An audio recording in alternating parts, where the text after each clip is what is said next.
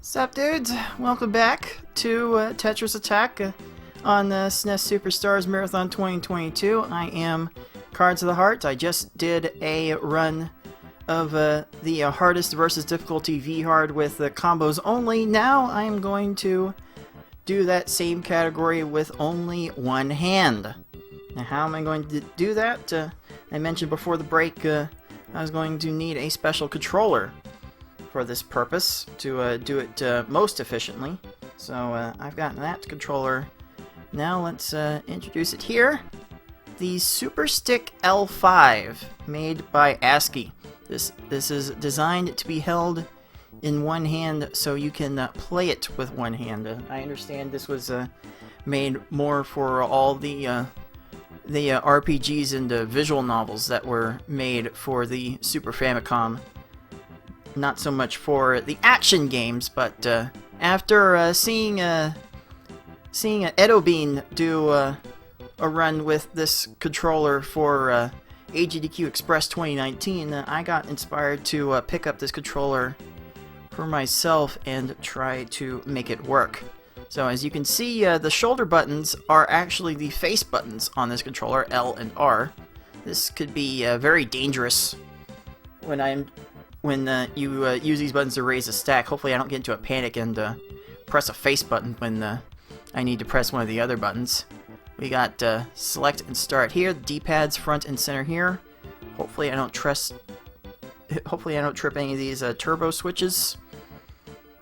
They're more of a nuisance in the contents of this game as opposed to being all that helpful. And the normal face buttons are on the very back in the familiar control scheme of the Super Famicom, the same color scheme anyway. You got A, B, X, Y here.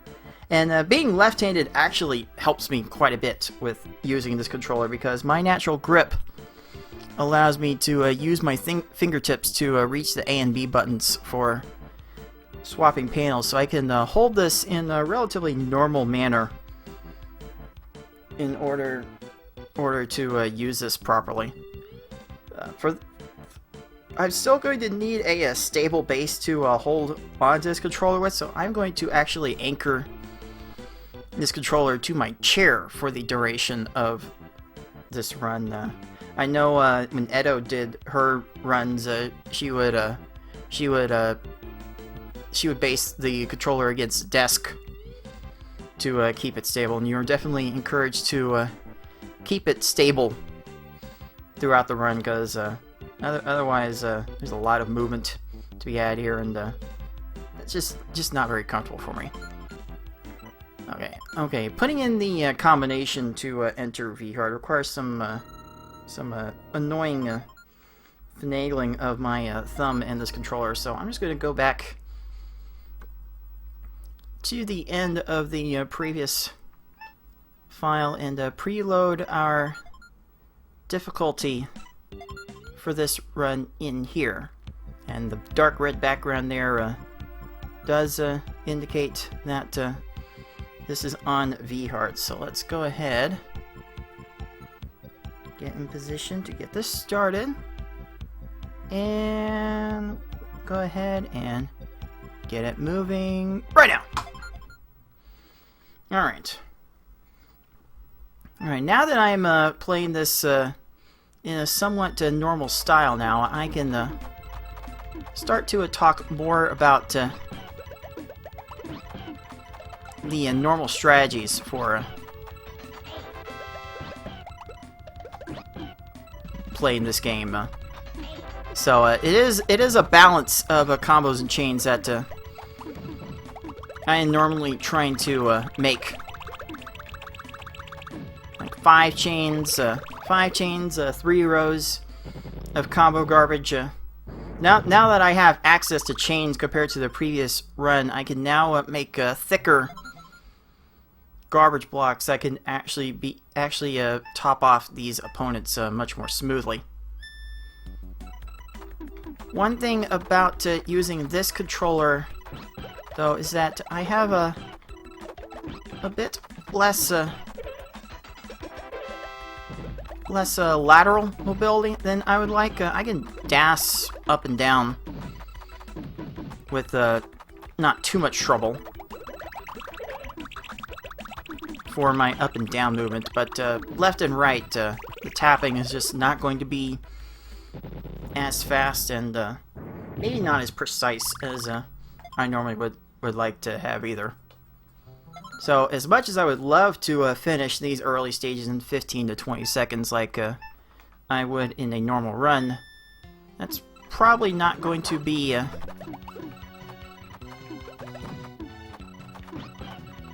thing thanks to my reduced mobility. Well, that's not so bad. That I can work with. I could have chosen to do this run with my standard Super Famicom controller as well, but the way I have to hold that controller with one hand makes it so I have even less lateral mobility. So if I'm going to do this run, I would prefer to do it with this controller, and unfortunately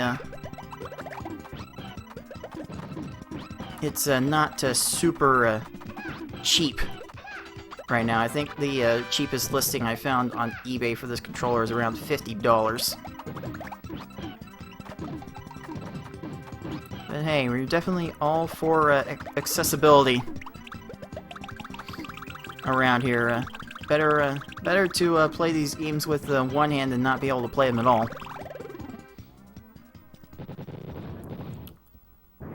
In any case, this is going to be more or less the same goal. I'm going to be using my combos and chains to send garbage to these opponents to force their stack to top out before they force my stack to top out.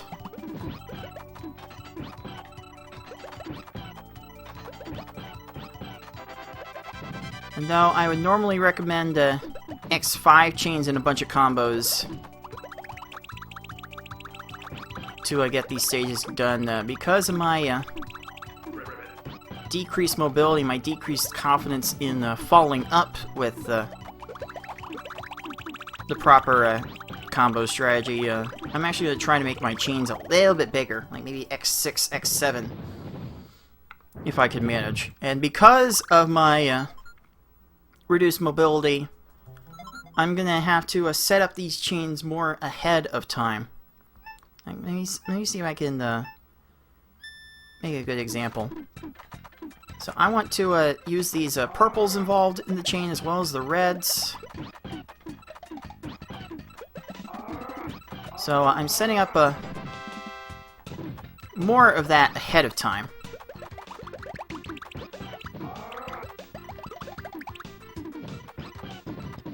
And hopefully... Oh, down to 2 lines of garbage. Oh, that 2 lines of panels. That's unfortunate. If you're normally fast enough, you can get away with 7 lines of garbage to a bunch of these foes, but I don't know, you take a little bit longer, like I'm going to do with this controller, and it's probably going to take 8 or 9 lines at times. Let's see here.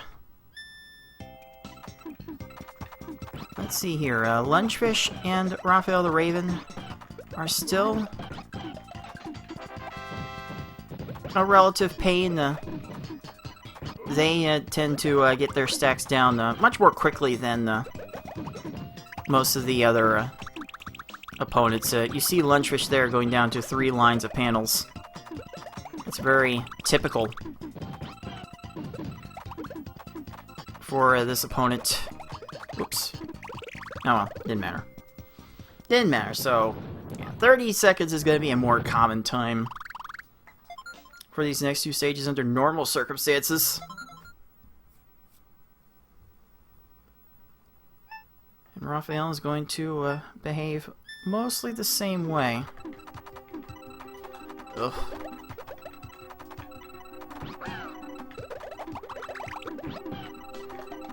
Mobility is just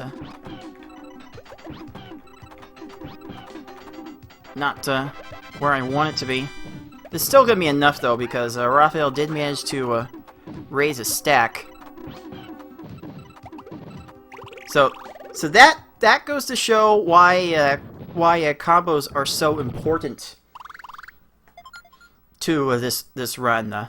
The size of the garbage blocks you make actually influences how much the screen shakes when the garbage comes down, and you cannot actually lose when your screen is shaking. So there's something to be said about trying to minimize the amount that your opponent's screen is shaking.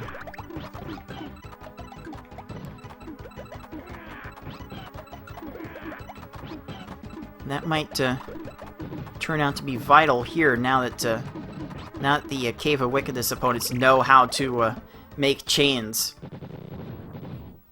Now that they're going to be fast enough to make a bunch of clears, you really want to give these foes as little an opportunity to win or survive as possible.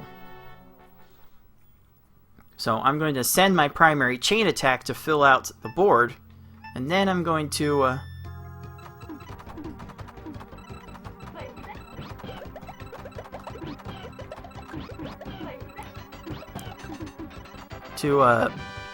make some combos on top of that.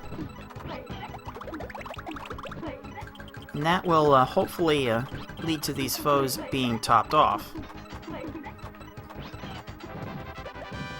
Hopefully. Alright, I think this is fine. Oh, okay, there we go. This is fine.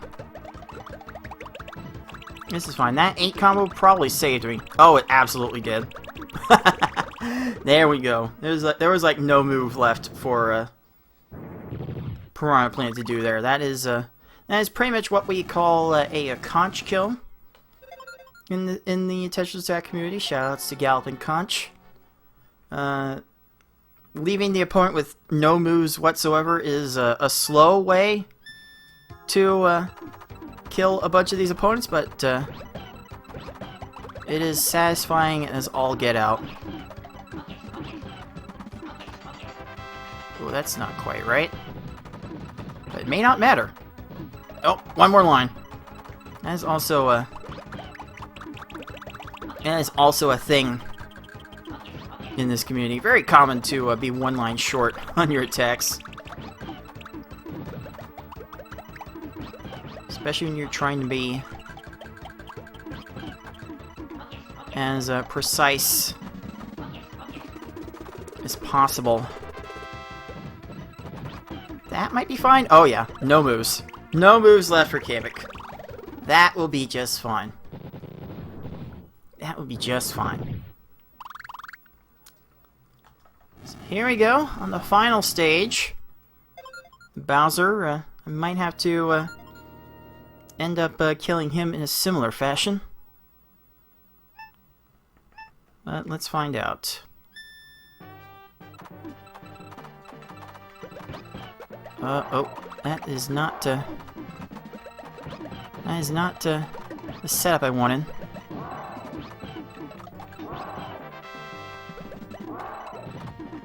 But we can make do with this. Spam some combos on the back end. And oh, the horizontal 6 combo often leads to getting bodied, and there we go. All right, that will do just fine. Like, honestly, under normal circumstances, the cave opponents tend to take a lot more time. They go so much faster, and can make so many more chains and clear so much more of your garbage. They can take a lot of time. Very, very fortunate to get a time like that. There's so many people competing in our last speedrun tournament for this game who were not consistently getting times like that. So I'm glad that at least one of my runs today turned out pretty good. But yeah, if you're looking for another way to spice up your Tetris Attack play, this is definitely a fun one to try. Though maybe economically you might want to settle for a standard looking controller and not go for one of these. These might be a bit pricey to get, but this is still quite a bit of fun to break out from time to time, so I always enjoy it. But that is going to do it for me for today. Hope you enjoyed the Tetris Attack fun. Got a bit more puzzle action coming for you right after this with Dr. Mario, and I will be back tomorrow for a race of all of the versus categories in a row against FFR Pro 21. So the panel is definitely not done here at SNES Super Stars Marathon 2022. So thanks for watching, everybody. See ya.